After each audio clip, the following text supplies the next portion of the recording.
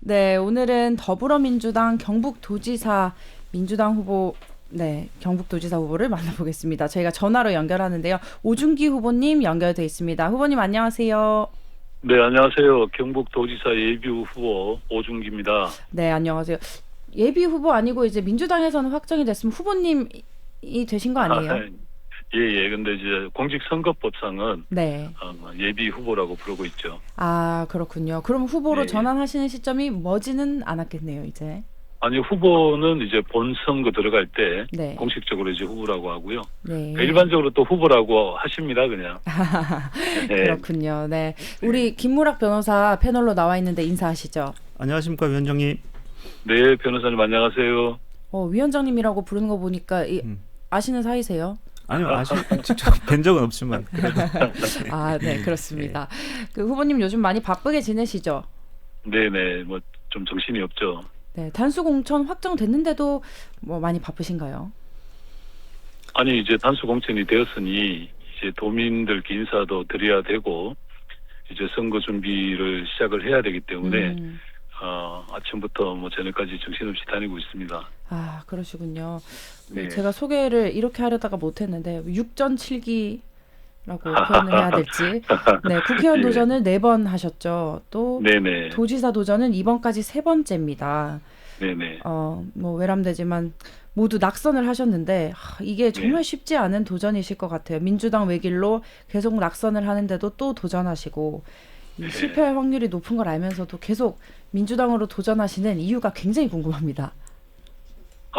그 이유를 말씀드리자면 뭐 밤을 새도 다 말씀 못 드리는데요. 네. 한마디로 말씀드리면 지역주의가 대한민국을 갉아먹고 있다. 이것을 깨트리는 것은 단순히 뭐 한 번의 선거만으로 해결이 안 되는 거고, 특히 우리 경북 지역이 지금 민주당이 좀 많이 약세지 않습니까? 네. 이것을 뚫어가려면 조금씩이라도 끌어올려야 한다. 그 우공이산이라는 말이 있습니다. 네. 오직하고 듬직한 사람이 산을 옮긴다는 이야기인데요. 그렇게 노력을 하다 보면 분명히 우리 도민들께서 그 마음을 받아주실 거다 이렇게 믿고 있습니다. 그럼 첫 번째 도전 때보다는 지금 7번째 도전 때가 훨씬 분위기가 좀 나아지고 있다 이렇게 보세요. 예, 예. 처음에 제가 국회의원 선거 나갔을 때는 5% 정도 받았고요. 네. 도지사 선거 나가서도 한 14% 정도를 받았는데 지난 도지사 선거 때는 한 35%, 또 총선에서 30%를 웃도는 이 득표를 했습니다. 네. 그래서 이번 도지사 선거만큼은 본선거 들어가기 전에 한 40%까지 좀 끌어올리면 이번에 경북도지사 될 수 있다. 뭐 이런 믿음을 갖고 있습니다. 마지막 여론조사 목표가 40%대이시군요. 네. 그렇습니다. 예. 예, 그 위원장님 그 30일에 3월 30일에 그 대구에서 김부겸 전 총리가 출마 선언을 하면서 네네. 여러 여론조사에서도 확인할 수 있듯이 상당히 대구는 분위기가 많이 바뀌고 있는 것 같습니다. 네네. 네, 이런 상황에서 뭐 TK라고 이렇게 하는 뭉뚱그려서 이렇게 표현되듯이 옆 동네인 경북에도 상당한 영향이 있을 것 같고 있어야만 된다고 보는데 혹시 이런 분위기는 어떠신지 한번 여쭤봐도 되겠습니까? 김부겸 전화 연결이 잠깐 끊어진 것 같은데요. 네. 중요한 질문을 하셨는데 딱 김부겸까지 듣고 끊겨서 굉장히 아쉽습니다. 저희 다시 한번 연결해 보겠고요. 그 변호사님, 저는 처음에 아시는 사이인 줄 알았어요. 위원장님이라고 얘기하셔서. 그냥 기사를 통해서 제가 접하고 있었고. 네. 이렇게 도전을 많이 하신 분인 거는 알고 계셨던 거죠. 예, 뭐 응원하는 마음으로 또는 안타까운 마음으로 지켜보고 있었습니다. 근데 정말 쉽지 않은 선택이잖아요. 그러니까요. 예. 이게 아무리 지지율이 올라오고 있다고는 하지만 네, 아무래도 상처를 받잖아요. 네, 이 대구 경북 지역에서 민주당으로 이렇게 뭐 수십 년 이렇게 활동하는 것 자체만으로도 평가를 받아야 될 것 같고. 그렇죠. 이번에 좀 그 지역 발전을 위해서는 국민의힘에 대응해서 민주당에서 좀 의미 있는 성적을 좀 거뒀으면 좋겠다는 이런 분도 필요하다 생각하시는군요. 그런 생각하고 있습니다. 다시 연결이 됐다고 합니다. 후보님 들리세요? 예, 죄송합니다. 아닙니다. 예. 중요한 질문을 하셨는데 뚝 끊어져서 깜짝 놀랐네요. 네네. 네. 네, 좀 전에 주신 질문에 뭐 답을 예. 간략하게 먼저 할게요. 김부겸 총리님이 갖고 계시는 그 역량, 능력 이런 것들이 대구 시민들로부터 인정을 받기 시작했는 걸로 알고 있고요. 대구는 이제 도심이 모여 있다 보니 변화의 물결이 빠르게 전파되는 곳입니다. 그리고 이제 경제적으로 보면 대구가 전국 꼴찌거든요. 그런 데 대한 이제 반대급부로 김부겸 총리가 급상승하고 있다고 보고 있고요. 가까운 지역 경산, 구미 같은 데는 저희 경북도 상당히 이렇게 불길이 타오르고 있습니다. 그러나 여전히 좀 걱정되고 고민되는 것은 이제 안동을 위시로 하는 북부 지역이나 또 이렇게 포항이나 이런 곳곳에 이제 아직은 여전히 불길을 못 만들고 있는 곳이 좀 이 걱정이긴 한데 그 여파는 반드시 그 낙동강 물줄기를 넘어서 경북에도 분명히 그 불길이 펴질 거라고 저는 생각합니다. 네, 이번에 대구 경북에서의 변화를 기대하시는 것 같아요. 그러면 사실 TK가 행정통합도 같이 추진을 했었고, 뭐 지금은 불발됐지만요. 앞으로도 해야 할 일들이 함께 할 일들이 많은데 김 전 총리와 소통은 좀 하고 계세요.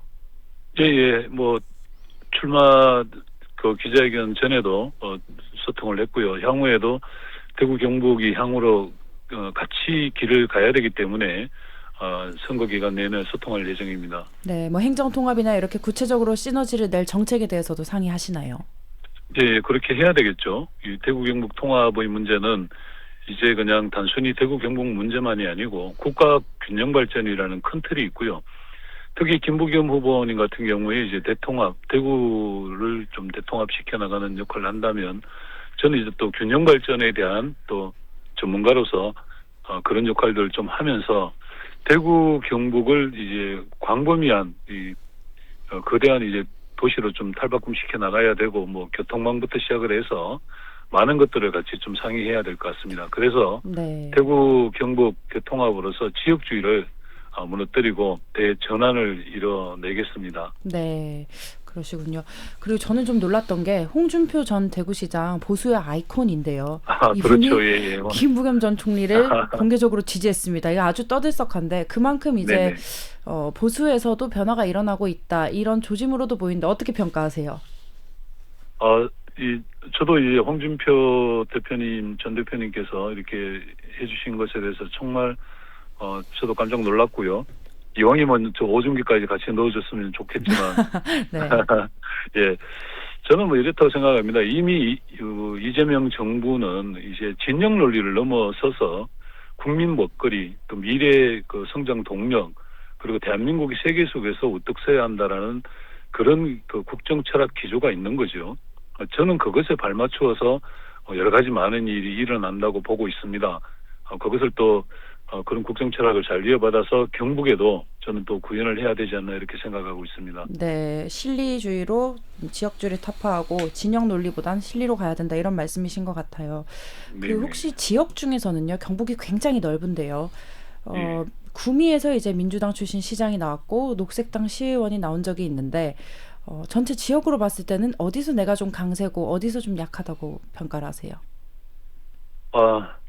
혹시 제가 약세다 그러면 그 지역 주민들께서 좀 화를 내실 것 같은데, 네. 예, 객관적으로는 네. 포항이나 구미 대도시 중심에서는 지난 지방선거에서도 40% 넘게 득표를 했고요. 네. 예, 그 다음에 또 구미 같은 데는 제가 이긴 건지 제가 정확하지는 않지만 거의 뭐 박빙까지 갈 정도로 지지세가 있습니다. 그러나 여전히 그 안동 북부 지역이라든가 농촌 지역 저희들이 발길이 좀 닿기 힘든 지역은 네. 여전히 좀 어려운 지역으로 분석하고 있습니다. 그러시군요. 또 포항 출신이시니까 포항에서는 강세이실 것 같고, 네네. 그럼 좀 북부 지역의 농촌을 많이 공략하고 계시겠네요. 이제 뭐 열심히 쫓아다녀야 됩니다. 네, 알겠습니다. 우리 김우랍 변호사도 예. 또 위원장님 방금 말씀하신 것처럼 경북 북부 지역은 어떻게 보면 대한민국에서 가장 낙후된 지역임에도 불구하고 변화를 거부하면서 좀 그 민주당에서는 강세가 약한 지역인데 이런 지금 분위기가 많이 바뀌었다고 하지만 여전히 경북에는 민주당의 마음을 열지 못하는 유권자들이 많은 것 같습니다. 뭐 이 기회에 뭐 위원장님의 정치인으로서 또는 뭐 후보님만의 장점, 매력을 좀 어필을 해주시면 어떨까 싶습니다. 예, 일단 제가 지난 문재인 정부 때요, 청와대에 있을 때 그 영주에 그 베어링 클러스터를 이렇게 지원을 한 적이 있어요. 그래서 한 6천억 정도가 들어간 걸로 아는데, 저는 그게 이미 완공됐다고 생각을 했는데 알아보니 여전히 제자리더라고요. 또한 이제 뭐 안동부터 시작을 해서 곳곳에 이 산업 규제화를 만든다는 것은 저는 좀 고민해볼 부분이 있고요. 이 천혜 자원이 있는 곳이라서 세계적인 문화도시로 만들어가는 것이 어떻겠냐, 이런 정도를 생각하고 있습니다. 그런데 이번에 대통합 과정에서도 보면 북극권에서 상당한 불만이 큽니다. 네. 그래서 그런 불만들을 잘 경청하고 또 지역민이 좋아하는, 또 지역민이 가고자 하는 길, 그 길을 좀 제대로 들어보고 그것을 좀 수행하면은 저는 마음의 문을 열어주시지 않을까, 이렇게 생각하고 있습니다. 네, 결국 지역 발전이 해답이다 보시는 건데, 그래야 이제 내 목표인 40% 이상의 득표율을 획득할 수 있을 거다. 그러려면 사실 뭐 후보님의 열심히 하시는 것 이런 것도 중요하지만 좀 여당이나 정부 차원의 약속이 있어야 하지 않을까요? 대구처럼요. 예. 이 선거 국면에 뭐 청와대랑 뭐 이렇게 이야기를 했다, 이런 것들은 좀 말씀드리기 어렵고요. 네. 그리고 그거는 뭐 법적인 문제도 있고 해서, 여튼 정부의 각종 이제 중요한 역할을 하시는 분들과 충분히 제가 소통이 가능합니다. 뭐 예전에 청와대도 있었고, 또 이재명 정부 내에서 그 민주당의 원외긴 하지만 끊임없이 지역 민원들 가지고 소통을 해왔기 때문에 네. 지금 이제 조금 저희들이 정책을 가다듬고, 특히 이제 북부 지역에 있는 여러 가지 사안들 잘 정리를 해서 네. 저희들이 공약 발표를 하게 될 텐데요. 그렇게 되면 또 객관적으로 정부나 또 청와대에서도 잘 지켜봐 주시리라 생각합니다. 네. 그럼 뭐 이재명 대통령과의 사이는 어떠세요? 성남시장 되시기 전부터 원회를 같이 했었단 말입니다. 아, 네. 네. 성남시장에 그때 뭐 눈물 젖은 빵도 같이 먹어봤고, 네. 그래서 뭐 개인적인 대통령님과의 개인적인 관계야 뭐 좀 좋긴 한데 그것을 뭐 내세울 수는 없고요. 네. 대통령님이 갖고 계시는 국정 기조, 철학, 그리고 지역을 어떻게든 특화시켜 살려야만 대한민국 미래가 밝다라는 그런 철학과 이제 기조에 대해서는 제가 너무나도 잘 알고 있고, 네. 또 그것을 또 같이 행해 본 적도 있고 해서 대통령님하고는 충분히 소통이 가능하지 않을까, 이렇게 생각합니다. 네. 근데 이재명 대통령 대선 때 사실 TK가 예전보다는 조금 나오지 않겠냐, 지지율이, 득표율이 기대가 조금 있었어요. 이게 또 고향이기도 하니까요.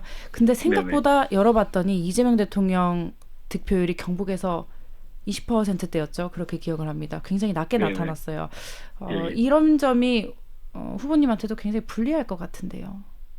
그렇죠. 아무래도 이제 대통령님께서 저희들 한 30%는 무난히 넘지 않을 거라고 생각을 했는데, 네. 생각보다 좀 못 미쳤죠. 그러나 그 이전에 비하면 또 소폭 상승을 했고요. 약 27% 정도 득표를 하셨는데, 네. 그건 이제 짧은 대선 기간 동안 그동안에 이렇게 뭐 지역주의라든가 진영 논리에 파묻혀왔던 그런 오해들이 뭐 여전히 좀 작용되지 않았나, 이런 생각이 큽니다. 그래서 최근 여론 지표를 보면 상당히 많은 수치가 올라와 있거든요. 네. 그래서 특히 고향인 안동을 중심으로 해서 이재명 대통령에 대한 사랑이 점점 더 커질 거라고 믿고 있습니다. 그래서 저 또한 이재명 대통령님 뭐 국정 기조를 같이 따라가고자 하는 뭐 저에게도 네. 많은 사랑을 주시지 않을까, 이렇게 생각합니다. 아, 알겠습니다. 그리고 공약 관련해서 좀 여쭤보면 사실 예. 지방 소멸이 경북은 가장 심각하잖아요. 그렇죠. 뭐 해야 할 일들이 많아요. 대학병원 유치 얘기도 있고 공공기관 이전 얘기도 있는데 후보님이 예. 딱 하나 가장 해야 된다, 시급하다 생각하시는 게 어떤 게 있을까요? 일단은 공공의료원이죠. 국립대학도 설치를 해야 되고요. 네. 그런 것들을 할 수 있는 것은 집권 여당의 힘이 작동될 수밖에 없다고 생각을 하고요.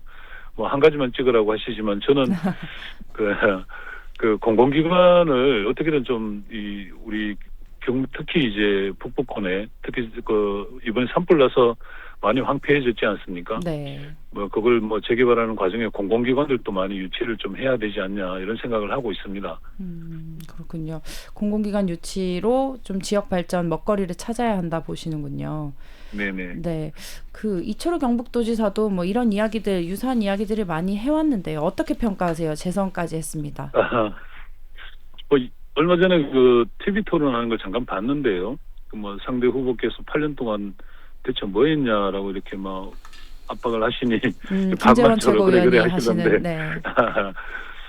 저는 그렇게 생각합니다. 이게 물론 이제 뭐 이철우 지사님께서 그동안에 잘 해오신 것도 있지만 그 지금까지 그냥 경북이 고만고만한 경북을 유지해오는데 좀 급급해 오셨다. 네. 젊은 층들이 이 경북에 계속 남으려면 미래 성장 동력을 마련해야만 합니다. 그래야만 젊은이들이 지역을 떠나지 않고 또 다른 미래를 만들어 가는 것이거든요. 네. 그래서 미래 성장 동력을 만들어내는데 저는 온님을 기울일 생각이고 또 그렇게 할 자신이 있습니다.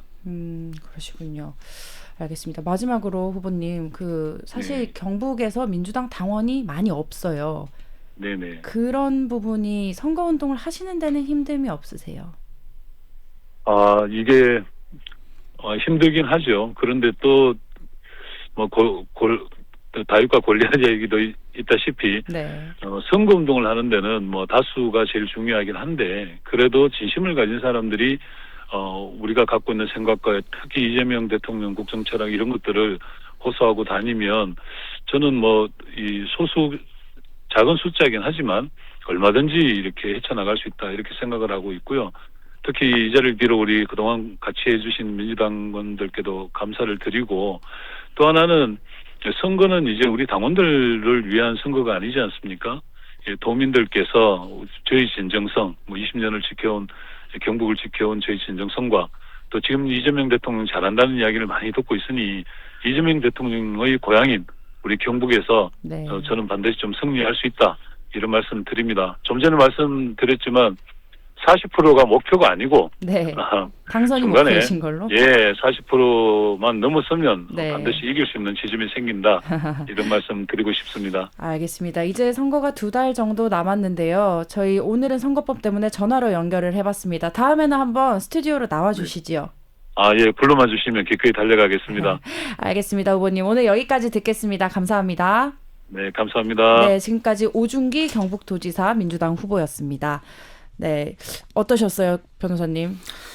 예, 지금 지방선거 역사상 최초로 대구가 가장 격전지가 되고 있는 상황인데 네. 뭐 관전자 입장에서는 경북도 이참에 또 다른 격전지로 하면은 격전지가 되면은 좀 더 흥미롭고 재밌게 선거판을 좀 볼 수 있지 않을까라는 생각도 네, 듭니다. 대구 옆 동네다 보니까 사실 바로 붙어 있는 동네잖아요. 네. 그러다 보니까 경북까지 함께 들썩이는 것 같습니다. 네, 뭐 2달 동안 또 어떤 변화가 있을지 저희가 관심을 가져보겠습니다.